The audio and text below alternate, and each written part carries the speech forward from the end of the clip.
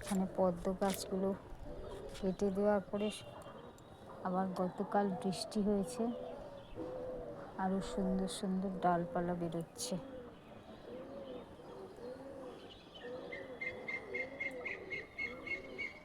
এটা 12 মাসের পদ্ম।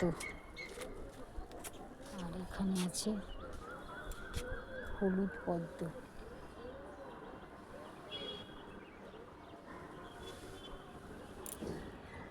আম গাছে তো পুরো মুকুল ঝরে গেল, একটাও আম হওয়ার সম্ভাবনা নেই।